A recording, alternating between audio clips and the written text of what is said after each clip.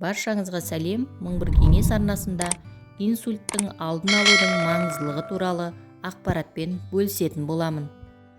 Яғни дер кезінде инсульттің алдын алу өте маңызды. Ми инсультінің даму себептерін білмей жатып, оның алдын алудың тиімді жолдарын қарастыру мүмкін емес. Пайда болу себептеріне байланысты ол екіге бөлінеді.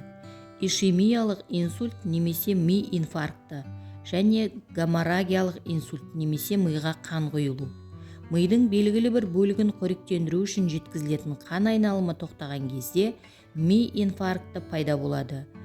Ми инфарктінің туындауына кенеттен туындаған жүрек соғуының ырғақсыздығы кезінде жүрек клапандарынан мидың қан тамырларына түсетін тромбтың үзілуі, қан қысымының төмендеуі немесе жүрекпен айдалатын қан мөлшерінің азаюы және қан тұтқырлығының артуы себеп болуы мүмкін.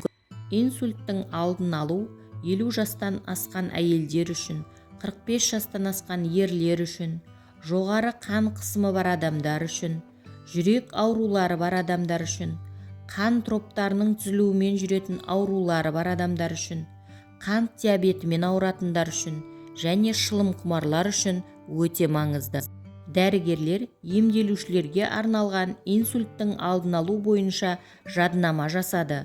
Ол 7 тармақты қамтиды. Бірінші тармақ – қан қысымын бақылау. Миға қан құйылу жағдайының 99%-на гипертония себепкер. Сондықтан қан қысымының деңгейін бақылауда ұстау қажет. Екінші тармақ – жүректің соғуының ырғақсыздығымен күрес. Жүрек соғуының ырғақсыздығын байқаған пациенттер міндетті түрде жарты жылда бір рет ЭКГ-дан өтуі тиіс. Жүрек ырғағының бұзылуы анықталған кезде инсульттің алдын алу үшін тағайындалған аритмияға қарсы дәрілерді қабылдау қажет. Үшінші тармақ – зиянды әдеттерден бас тарту.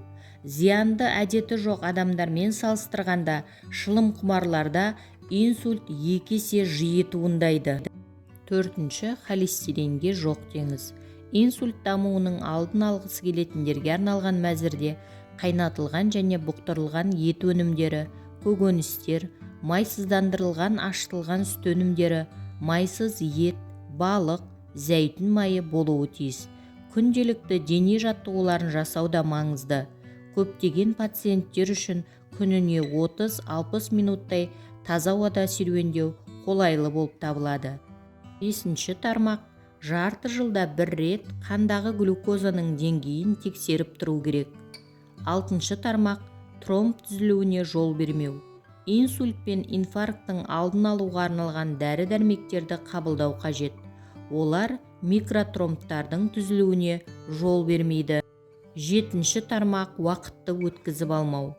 Аяқ астынан әлсіреп қалу, бастың айналуы, қолдың, аяқтың немесе беттің бір жағының ұйып қалуы, сөйлеу қабілетінің бұзылуы, кенеттен көру қабілетінің нашарлауы, өткір бас ауруы мазалайтын болса, тез арада жедел жәрдем шақыру қажет. Дәрігерлермен бірге күресіңіз. Бірақ көптеген адамдар инсульттың алғашқы белгілеріне назар аудармай, өте шығатын тағы бір бас ауруы деп қабылдап, маңызды сағаттарын желге ұшырып жатады. Сол себепті бұл аурудың алғашқы белгілерін білу өте маңызды. Бүгінгі пайдалы ақпаратым кәдеңізге жарасын, қымбатты оқырман.